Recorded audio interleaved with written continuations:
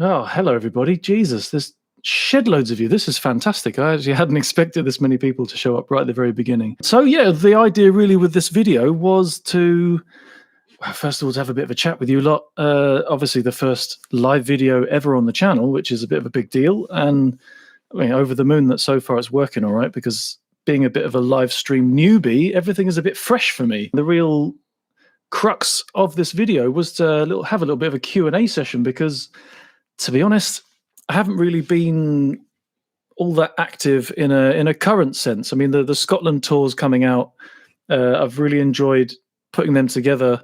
They were hugely delayed. It took a long time from finishing the tour. It was actually in September of last year, and the response has been astonishing. It has been incredible. Thank all of you for watching those videos, liking them, sharing them, doing all the YouTube-y administrative nonsense. Other than that, I haven't really had a chance to make any kind of real current videos to tell you what's going on. So I thought, why not use this opportunity? We're all in lockdown. We can't go anywhere. You guys are a captive audience. So let's use this as a bit of an opportunity to have a Q&A, a bit of a question and answer, a bit of a quarantine and attitude.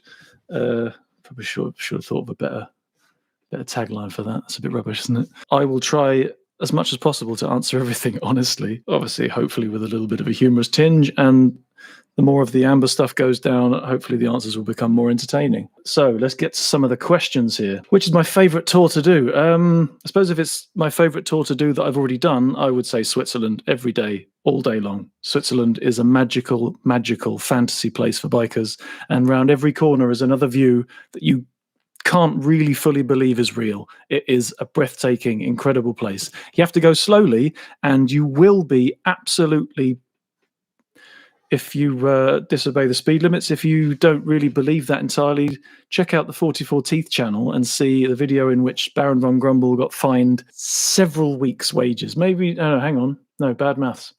Several months' wages. So Switzerland, awesome if you can control your speed. Was that the first time I dropped my bike, Gordon McQueen? Unfortunately not, no. I mean, I'm guessing you're talking about the Yamaha. Unfortunately not, no. To be completely honest, every single bike I've had, I've dropped. Every single one. And I kind of started to see it now as a bit of a mark of honor. It's something that's going to happen. So quite often I'm almost more relaxed if it happens early on in my relationship with the bike, so that we can get it out of the way. You know, it's like that first drunken shag, isn't it? Just do it, and then you can all get on with your lives. I think thankfully the only bikes I've never dropped are the ones that I've borrowed, but everything I've owned has ended up on the floor at least once. I don't know what that says about me. Maybe I need to work on my bike handling skills. Mr. Happy, just found your channel a couple of months ago. Welcome to the channel, Mr. Happy. Thanks very much for joining in. But how come I live in Germany and do I speak German? Also zum Erzählen könnte ich diese Frage eigentlich auf Deutsch antworten, aber das wäre bestimmt ein bisschen unvernünftig für die Leute, die keine Deutsch sprechen können. But I live in Germany because I actually married a German girl. I fell horribly, madly, helplessly in love with a German girl while I was living in London, and I was a freelancing musician slash techie slash moto vlogger, and it made obvious sense that being the freelancer of the team, I would come to Germany, and yeah, I've had to learn to speak German since then. Willad 100. More bike reviews. I would love to do more bike reviews, and as it happens, I actually spent the afternoon yesterday formulating a bunch of emails to a few of the manufacturers. Sadly, at this point, they're very cold caller style because I don't really have the contacts to get to the right people, so hopefully those emails will go to the right people, and with any luck, they'll look at the channel, hopefully like what they see, and we'll get some more bike video reviews on the go. Adam Robson, NC500's videos got me hooked. Great to see some roads not far from me. Driven the Cairngorms in a Caterham. I bet that was a laugh. I bet that was an absolute belter of a crack. I mean, I had not quite the same. My first car was a Mini, one of the original Minis, which is quite funny in itself because I'm 6'3.5" or 6'4", I tell people when I'm wearing the Cuban heels. But the thing that's related is that the car was so low to the ground and so light, and the suspension was so stiff that thing handled like an absolute dream. And I can imagine the Cairngorms in a Caterham, probably about as close as you can get to a bike, I would imagine. Or maybe an Ariel Atom. That would be quite good, wouldn't it? Oh, Smoky Bar. Cheers, mate. You got me a beer last time as well, actually, thanks. So you need to try and keep some of that money in your own pocket, I would imagine, and perhaps put a video out every once in a while. How about that? So, moving down a bit, sing us a song, mate. As you can see, I am like the guy from the broom cupboard on Going Live or whatever it was in the BBC back in the days with Gordon the Gopher. The space is a bit tight here in the office, so might have to leave the song singing to another time. Maybe a couple of beers later, who knows. False neutral. How do you keep your haircut in check with all the barbershops closed? Well, what you do is you get a haircut like this. One of the nobodies. How often do I wash my bike? Oh, that's an embarrassing question. That's an embarrassing question because I haven't actually washed my bike since before I went on the Scotland trip, which was in end of August, September last year. So I don't wash my bike often enough. How long have I lived in Germany? Flatcap 007. Well, actually, mate, I've lived here. How long have I lived here? It was 6 years in March. From Andrew Evans. Hi, Andy. Hello from sunny Scotland. Love your content. Any advice for route planning when doing a European tour to ensure you hit some nice roads? I couldn't honestly say that I always have the greatest success because it seems like on all of my tour videos, there's always a comment or 2 or 10 saying, oh, you just missed the best road in the area, or if you'd have taken that left by the hay bales and the cows and stuff, then, you would have found the best twisties the world has ever known. It's always the same, but obviously this is because you can't catch everything, and one man's poison is another man's medicine. So, yeah, but I always, myself, I tend to use a lot of Google Maps with the terrain setting turned on so that you can see where the hills are, because just because a road is bendy doesn't mean it's good. It might be going around fields, it might be going through a village. When you stick the terrain on, you can see if there's hills around there and whether it's actually a good twisty road. And then I try and zoom in a lot with the satellite imagery then turned on, so you can get a good idea of what the road is like, whether it's a gravel track. And then sometimes when you can zoom right in and do the 360 thing, so you can check and see if the road, it actually looks good. Go a lot on recommendation as well. If somebody's been on a road and they tell me that it was awesome, I tend to try and believe those people. Any tour plans this year? From Nick Beale. Or have you got enough of the rain for now? Oh, I've always had enough of the rain, mate, but it's never going to be enough to stop me from trying again. Let's be honest. I mean, the very first tour I put on the channel was an absolute washout. It was, I can't remember entirely now, but it feels like it was 28 days of continuous rain through the Pyrenees. Yet I still went out the next year. But sadly, this year, we have to wait and see, mate. We really have to wait and see what happens. What am I doing to keep my sanity without the bike? Well, lately at Eric Ventures, I have been editing videos like a madman. I've been going absolutely crazy. I've been using every available moment to edit videos, as well as also messing around with various gear that I've had to adjust or fix or modify and trying to keep fit. Luckily, I got myself a rowing machine and cancelled my gym membership just before the whole lockdown thing happened. So I've been able to do some exercise every day to keep myself from getting fat as well as going crazy.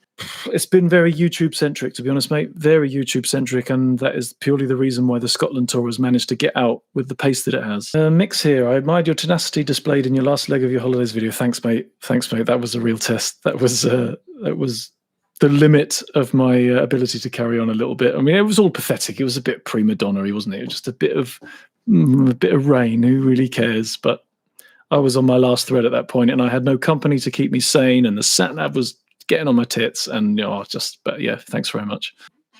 Sorry, I thought I heard something then. We're being robbed. It's a little bit like The Purge, isn't it?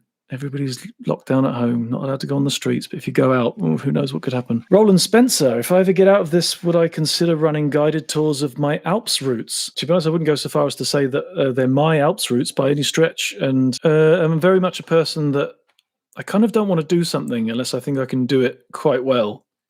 And I just feel like if I were to suddenly start doing Alps tours, having been there twice in my life, I wouldn't count myself as any kind of expert. And I think I would need to spend a lot more time down there finding all of the secrets, all of the hideaways, all of the good spots to really call myself a guide and to actually ask people to pay for my knowledge, because at the moment my knowledge is not much more than a couple of internet searches and 2 rides along the street. So something I would consider, definitely. I would definitely consider it, and any excuse to go down to the Alps for a job, count me in 150,000%, but not until I feel like what I could offer people would be worth it.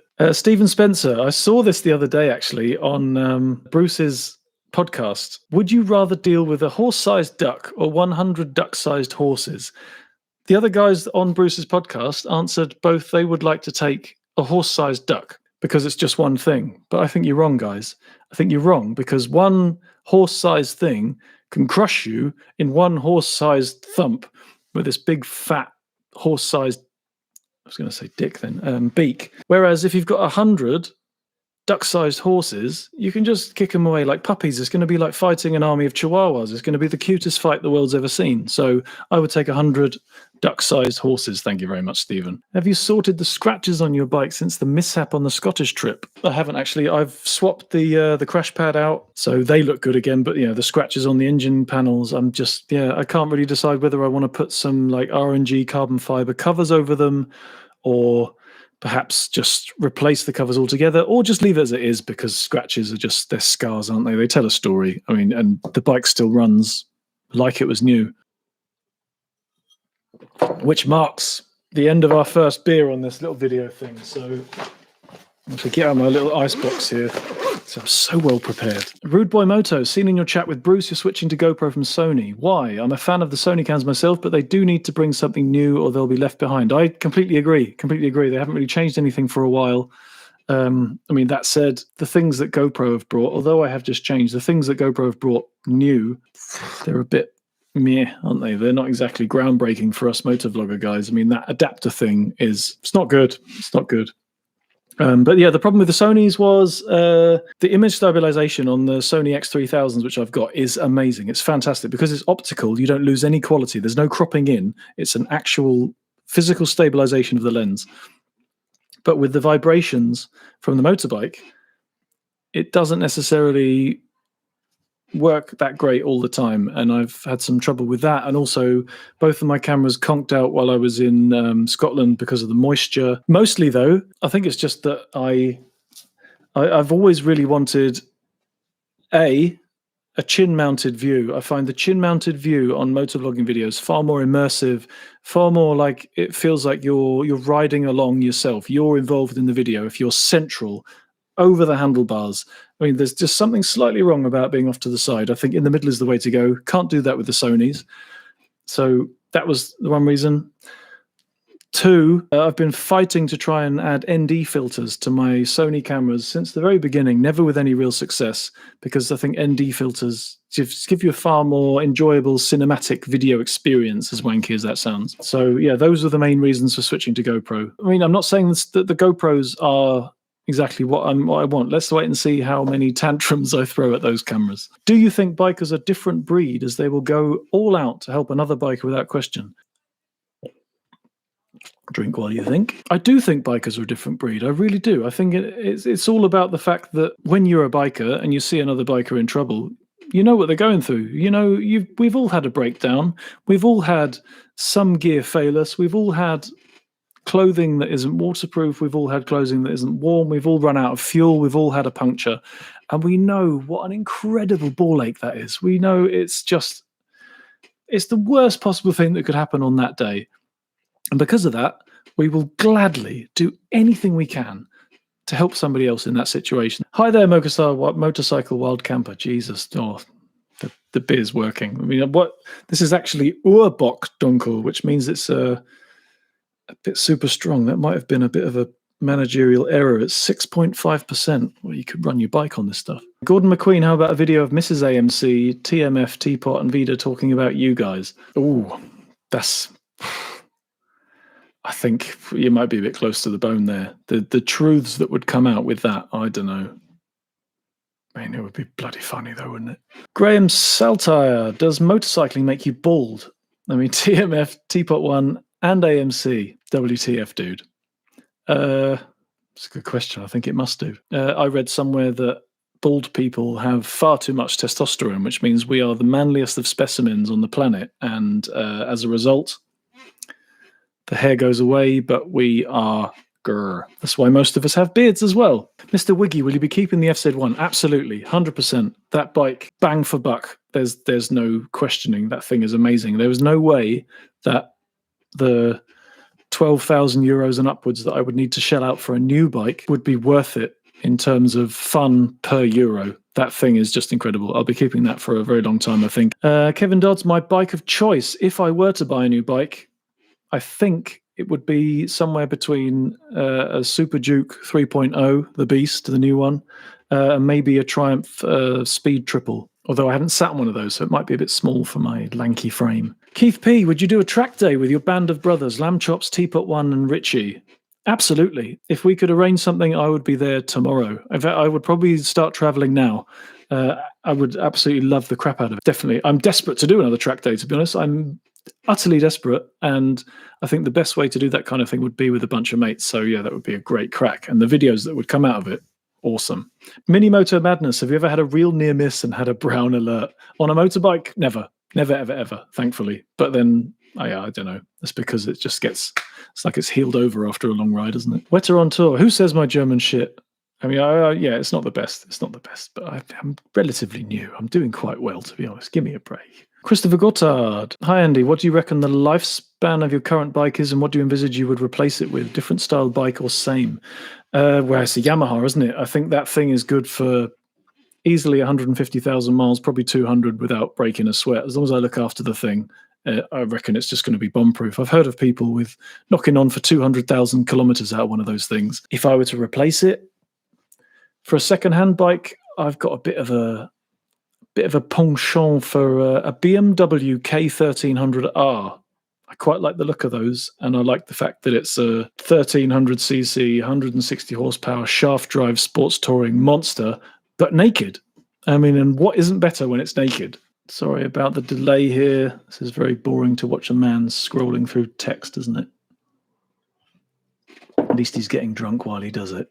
Mr. I. Marcus, trust your mum and Ian are well. They are well. They have actually just recovered from the coronavirus. So had hoped not to use the C word too much in this video, but yeah, they both tested positive for it, have now recovered, so they are fully healthy. So mum and Ian, cheers to you. Well done. But anyway, yeah, still think you should become a wet weather gear specialist. You clearly have a talent for seeking out the rain. I really do. I'm a rain magnet. This will be much to Ian's joy. He constantly calls me Jonah for being able to seek out the doom and the gloom. But yeah, you're right. I probably should. I should contact Rucker and get them to sponsor me. I'm like an enthusiastic prostitute, always wet. Ben Oakley. Hi, Andy. Love the tours. Any tips for touring?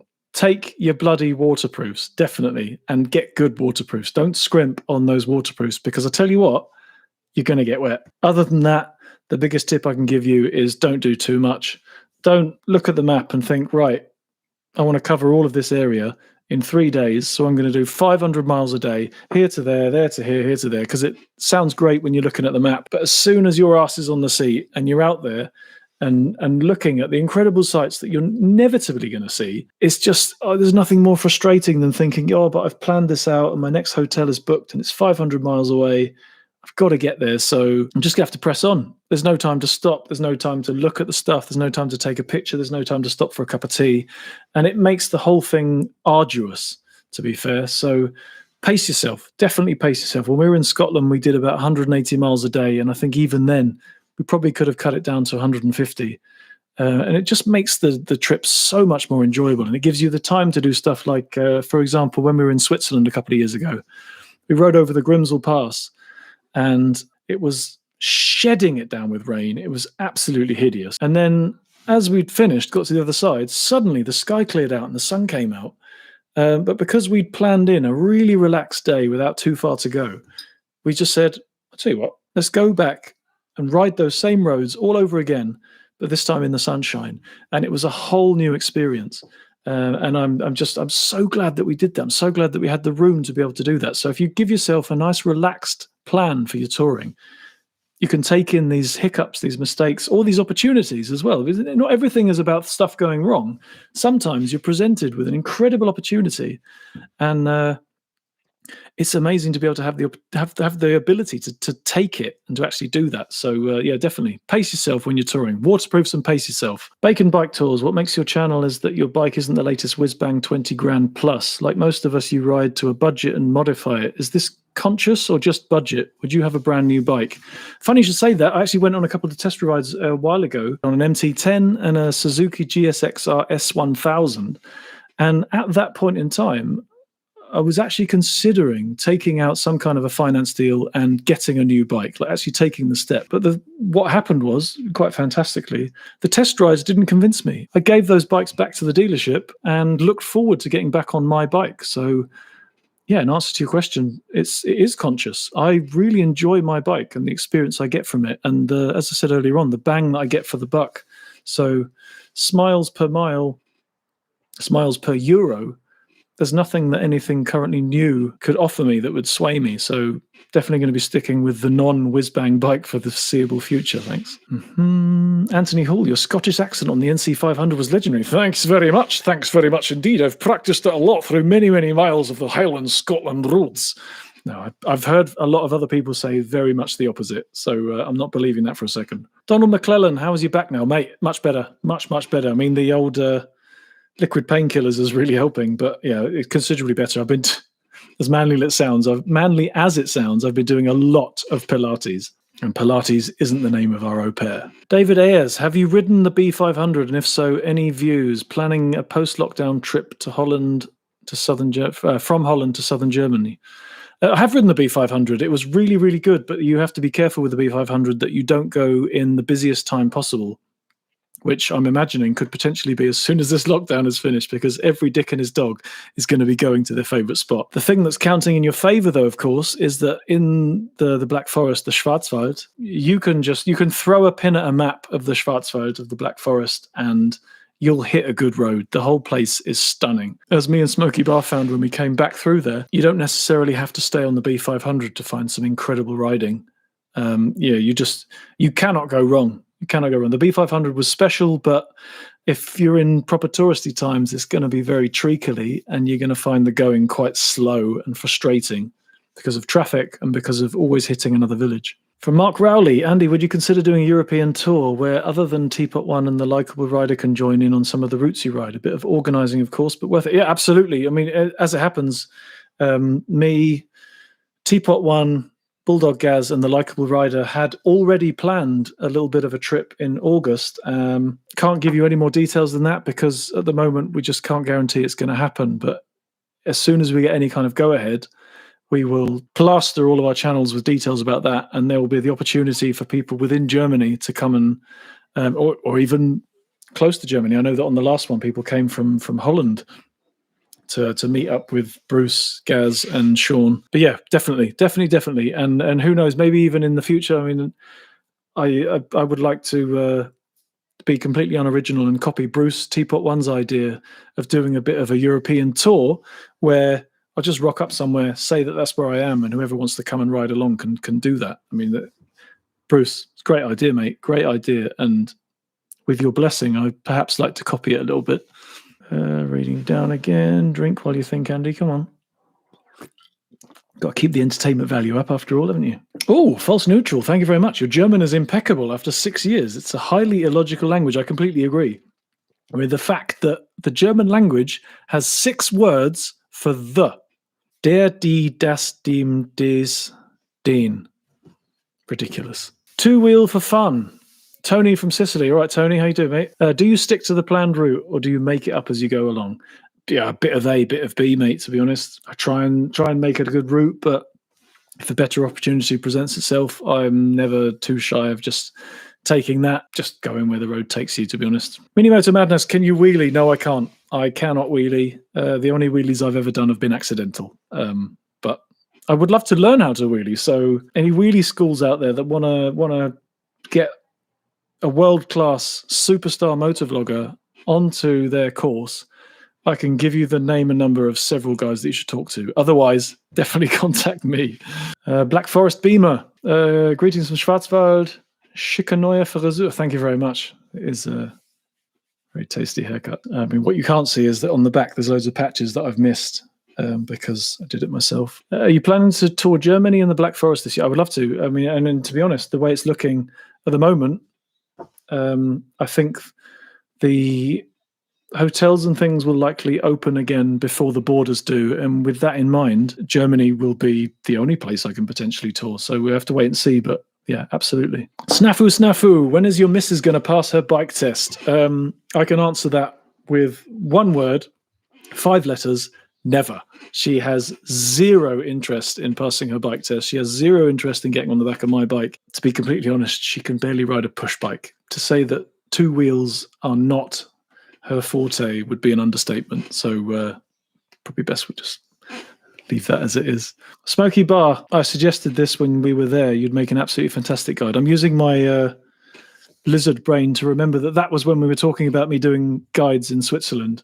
Thanks very much, mate. I mean, it's humbling that you think so, but I'll be honest, most of it was just bravado and fooling you into thinking that I knew what I was talking about, which obviously is great when it works, but when it doesn't work, it could come unstuck pretty quickly, couldn't it? So yeah, who knows? Maybe in the future, tour guiding could be the way forwards, could be a way to keep the channel, kind of productive, and also to make it so that it's paying the bills. But at the moment, I don't feel like I'm ready. Oh, the Missenden Flyer is on board. Sorry, mate. I mean, you're sorry you missed the start. I'm very sorry that I missed your comment as it came in. I'm miles behind. I think I probably need to maybe give you a call, have a bit of a masterclass on how to actually do this properly, because it seems like you make it look a lot more easy than I do, mate. Also need another beer. Oh, nice touch, Smoky Bar. If 264 of us donate £1, he's going to be smashed. Cheers, everybody. There's Ian. Yo, Andy, I thought you gave up beer for Ramadan.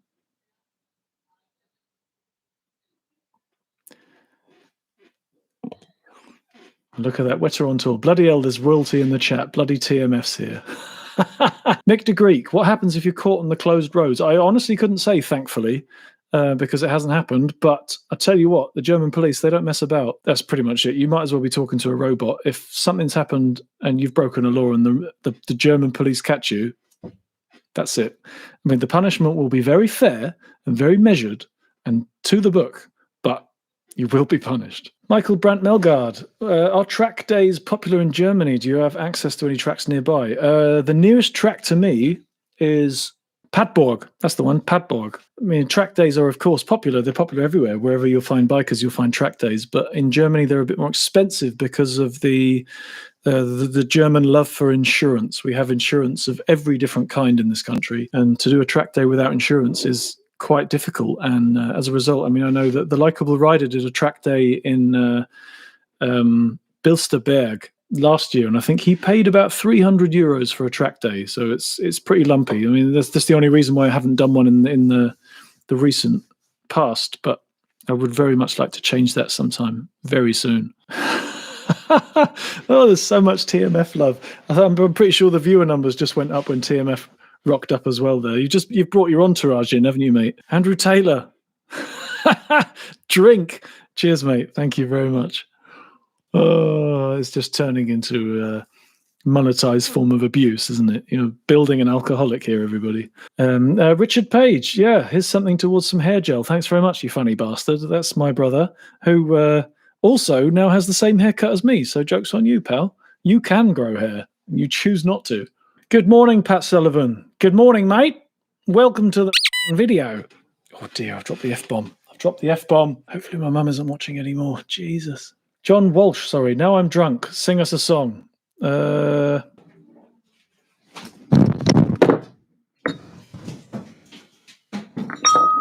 see what requesting a song does? Causes absolute technical disaster.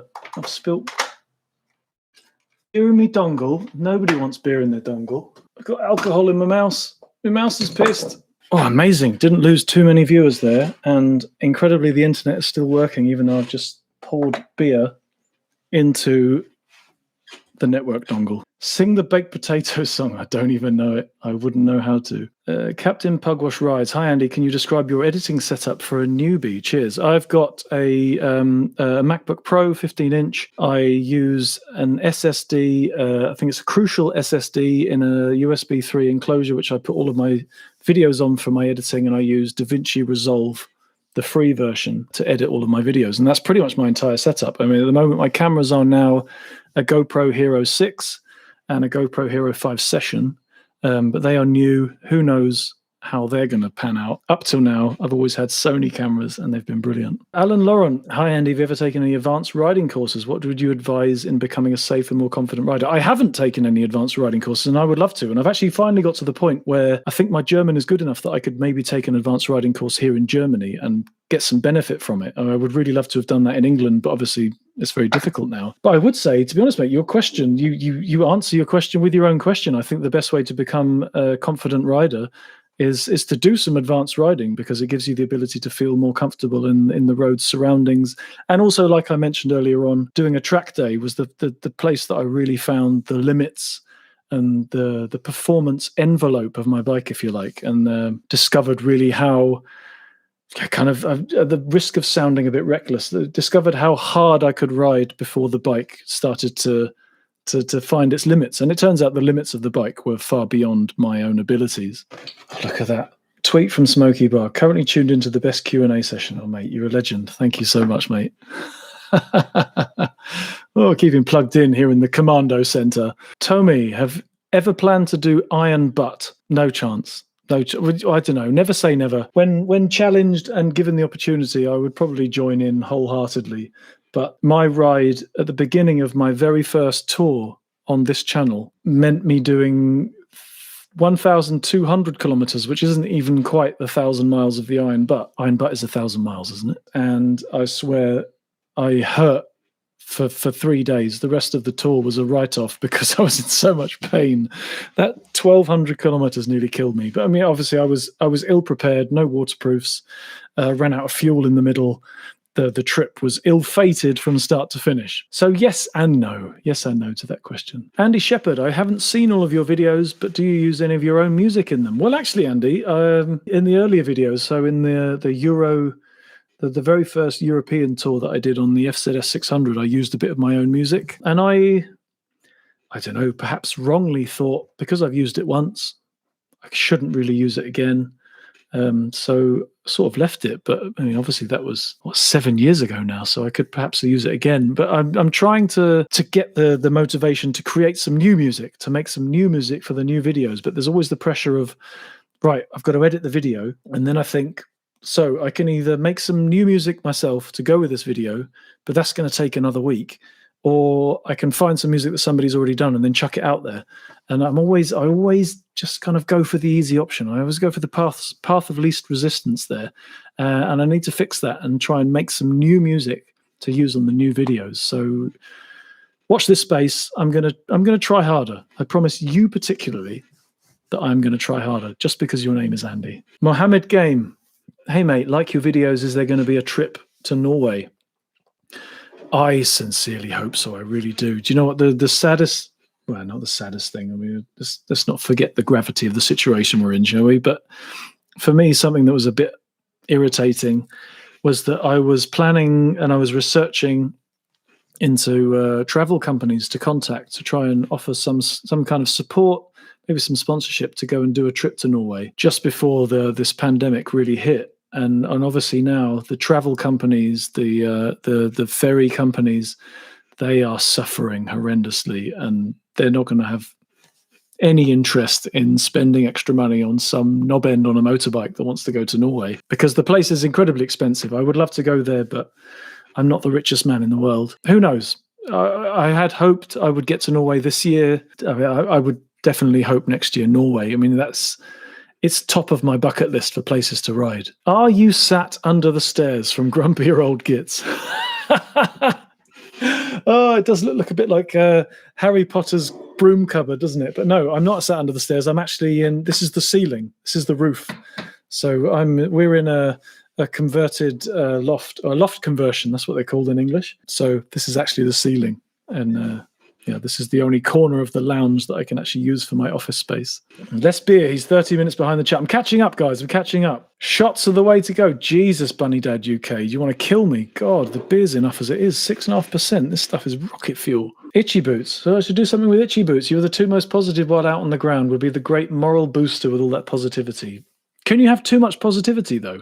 I mean, I hate to say it, but my last video with me having the tantrum of all tantrums has been one of the most popular and one of the most commented on and one of the most liked of all of the videos I've ever made. It seems like I try to be positive and cheerful all the time, but when I'm having an absolute mood implosion, you guys seem to love it. What is that? What is that about? FC Swede, AndyManCam is a hoot. I'm both happy and sad to hear it. I'm happy to hear it because he always comes round. He always comes back. Sad to hear it because it means that the trips have to go wrong for that to happen. Riley Schreiner, why did you pick the FZ1N over the FZ1 for touring? Do you know what? I found out that through having the Versys 650, which is a half-faired kind of adventure-styled 650, no matter what I did, and I tried, I think in the end I tried 3 different screens, and I also tried no screen at all. I found that the wind was always noisy and was always buffety and it was always annoying.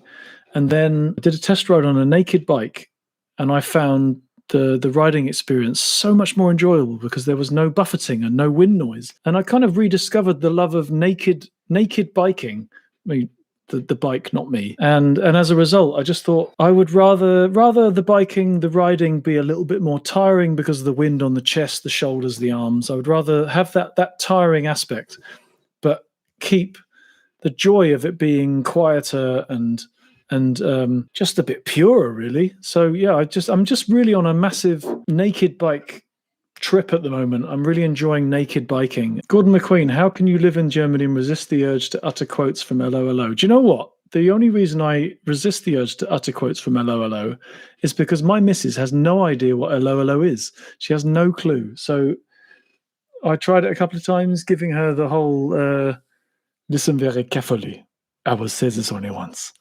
And a little bit of, I did a hair flick impression once. She just didn't get it. Had no clue what I was talking about. So, I mean, yeah, after you've done the joke the 10th time and it didn't get a laugh, that's when you drop it dead. Any adventure bikes on your mind? I'd love to have a go on a Honda Africa Twin. Richie seems to like it. The Crumble, he's a big fan of it. Like his stuff. He seems like a pretty solid bloke, and he wouldn't give any shit. So, can't be a bad bike. Yeah, Africa Twin, I'd like to have a go on. Still resisting the need to sit on a GS. I've still never even sat on one. Maybe one day I'll be forced kicking and screaming onto a GS, and that'll be the end of it. So yeah, I did actually try to do a test ride on a Honda Africa Twin here in Germany, and I went into the dealership, and customer service in Germany is so good that I went straight up to the desk and just said to the guy, "Hi there," in German, relatively good German, I would like to think. "Hi there, I'd like to test ride an Africa Twin." "No, mate. Haven't got one." "Well, what about that one over there? Showroom model, can't ride that." "Okay. Do you want to take my number and then maybe we can talk about test ride, when you get one in?" "Nah, we've got more customers than product. Don't really need to worry about it." And that was it. That was the most incredible customer service experience of my life, to the point where I tweeted about it, and Honda UK was so appalled that they tweeted me back to ask about which dealership it was because they were offended by how bad that was. But yeah, that was the German customer service experience. As they say in Germany, Deutschland Service Wuster, which means Germany, service desert. Jack Jones, where in England are you from? Can't place the accent. Cambridge would be my guess, mate. You're bang on. You're absolutely bang on. I mean, I am a military brat. My dad was in the army, so I was born outside of the England. Outside of the England? Jesus. I'm just going to put this to the side. But I grew up mostly in Cambridge, as it happens. Thoughts on touring on a sports bike? Do you know what? Chem599, I have never, ever ridden a sports bike. The one time I actually sat on a sports-ish bike. Oh, bugger. I've just seen my brother's posted that my mum is watching. I dropped the F-bomb when my mum was watching. Jesus. It's all over. The channel's been deleted. It's all over. Shred everything. Shred everything. I've forgotten what I was saying now. Sports bike. Never ridden a sports bike. I once sat in the dealership on a Kawasaki Z1000 SX, and I immediately got cramp in my hip, like the old man river that I am. So I don't know. Thoughts on touring on one? Oh, God. So my microphone's had a few beers here as well. Bloody hell. It's all kicking off in AMC Towers, isn't it? Jesus. It's a challenge I would be willing to accept, but it's not something I've done so far. Yeah, sports bikes. Don't know. Untested waters. Grumpy old Gits, are you frightened a GS might turn you? Well, let's be honest. It turned Bruce. Bruce Smart of 2.1 fame went around the world on a GSXR, yet he sat on a GS and has never looked back. He sees that as the best bike he's ever ridden. So we're all, it's like being bitten by a vampire, isn't it? I mean, nobody wants it till it happens, and when it does, suddenly it's the best friggin' thing on the planet. Lukman Rashid, ever rode in Asia? Thailand is 100. Do you know what? The funny thing is, I actually learnt to ride a geared bike in Thailand. I was on holiday there with a couple of mates from university. We did 8 weeks in Thailand throughout the whole country. And I was on the island of Koh Phangan, and I wanted to rent a bike. And the only bikes that I could rent, they didn't have any twist and goes. And up to that point, I'd only ever ridden twist and goes. And the only bikes I could rent were geared 125s.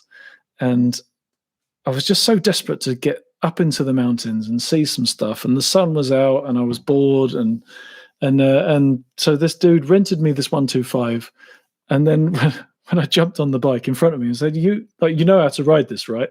So, yeah, no problem. I'm all good. No trouble. I'm a man. I can ride a bike. And that was when I realized that it had the left brake lever was a bit flappy, a little bit loose, didn't seem to really have any function. And that was when I kind of twigged that was the clutch. And very quickly had to figure out how geared bikes worked so that I could go and ride around the island of Koh Phangan. But thankfully it came together. I mean, I stalled it right in front of the dude. Whoever rode a geared bike for the first time and got it right first time? Nobody. I mean, if you did, you're a friggin' hero. I think only Chuck Norris probably managed that. But yeah, that was how I actually learnt to ride a geared bike, was through trial and error on the hills of Koh Phangan in Thailand. Andy, when are you coming to Cornwall? Oh, I would love to come to Cornwall. As tied in with some of the other comments on this video, any kind of opportunity to come over and do a UK tour in England. I mean, if any of the manufacturers could get involved and provide me with a bike so that I can fly in and then ride around, that would be quite good. But if that were to happen, Cornwall would definitely be a part of it. I need to hit Cornwall, I need to hit Wales, I need to hit far northern England, and I need to hit Scotland inside the confines of a kind of meet-up sort of scenario, just like the cafe tour, but actually taking in more of the country, more of the people, more of you guys. Just because the cafe tour that I did, I know for a fact, I mean, it was a lot of fun, and it was a great couple of days riding to meet some of you guys, but it was too short and it was too small and there wasn't enough of the country covered. It was a fraction of what it needed to be. So given the opportunity, Cornwall would be, mate, I would be bang on it. I really would. Infinite Kid 2, how old are you? Do you know what? Actually, just a couple of weeks ago, I turned 40. I'm 40 years old now. So finally, my bald head and grey hair and the old white hair in the beard finally matches the numbers attached to my birth certificate. 2-bike dream garage. Oh, that's a good one. Do you know what? In terms of the touring, the pure touring and going back to not having the nakedness of it all, I still like the idea of having a Honda Cross Tourer just to experience that V4 engine. I would quite like to have one of those for the distance, for the mile munching, for the longer rides. And then maybe blind, having never tried one, but still just loving the idea of it and the look of it and what I've heard about it. A KTM Super Duke 1290, the naked one, the Beast 3.0. We got a couple more in, and then we're going to have to call it a night, chaps. This is 2 hours and 40 minutes. This is going to be the longest video, bar none. Ryan Goddard, do you miss Polly the Phaser? That's a good question, mate. That's a good question. Yes and no. I do miss her because she's where the channel began. That was how I got back into biking. That was like, I think I had about 6 years of no motorbike because of living in the centre of London. And then thanks to my mate, the Binkelhofer, cheers to you, Steve. I hope you are very well. I was convinced to spend my summer job earnings on a €500 Gumtree Yamaha shitter that had been just left into a horrible state of disrepair, but took it on, fixed the girl up, and I wish I'd had the channel then, because that would have been some great rebuild videos. I did a lot of work on that bike, and the bike that it started as and the bike that it ended as are two very different things. Yeah, because of that, because of the journey that I had with it, I really miss it. But at the same time, in terms of just the bike itself, the FZ1 is the obvious progression from Poly. It's bigger physically, it's bigger power-wise, it's smoother, it's newer, it's better in every way, I'm sad to say. Thanks very much, Shady. Remember, everybody, to hit that thumbs up, guys, for the analytics. Thanks very much. I mean, a 272 thumbs up so far. That is an absolute belter. Thanks, everybody. Thanks so much for your effort here. Thanks for sticking through for 2 3/4 hours of this bullshit, of me just chatting absolute cod nonsense to all of you guys who have been writing the most awesome questions, comments, compliments. It's been awesome. It's been a pleasure to drink with you all. Okay, so that's one more question left, everybody. One more question. Which one's it going to be? I've just read this question, and this can't be the one I finish on, so there's going to be 2 more. From Aisha Vlogger. Here's a question to finish off your live stream. Who would you prefer to share a bed with? Teapot 1, TFM, that's TFM, Jesus. TMF, Richie or Lamb Chops? I think Richie Vida would probably have the least body hair. So I'm going to go with him because I prefer a smooth evening. Anyway, one more question. Right, come on, everybody. One more question. Oh, it's so good that my brother would come in with a great final question. How badly do you need to pee? It's incredible. It's practically like I could pressure wash the bike with what I've got going on down there once we're finished with this. Do you know, I kind of feel like a question from my brother doesn't deserve to be the last question. So let's go for one more and then we'll call it a day. Michael Heaton, what are your thoughts on the onesie you wear? Is it a bit tight since you are so tall? Do you know what? It is a bit tight, but I don't find it too bad. The only problem, strangely related to my brother's last question, is that every time you need to go for a wee, well, it's a friggin' nightmare, because you've got to strip to the waist so you can go for a wee, just because you've got this onesie on where the zip starts here, but you've also got a buff, and you've got a jacket, and you've got a jumper, and you've got to take all that off before you can get the zip down enough to get the tackle out. So yeah, there you go. I'm sorry that the end of this video should be very urine related, but that's the way it goes. Thank you all so very much for coming. Perfectly timed. The beer is just about over. Last sip. So cheers to each and every one of you. Stay strong during this lockdown. Stay strong during this pandemic. We will get through it. Thanks so much for joining in. It's been an absolute pleasure to be here for you, and I will see you next time. Cheers. Good night.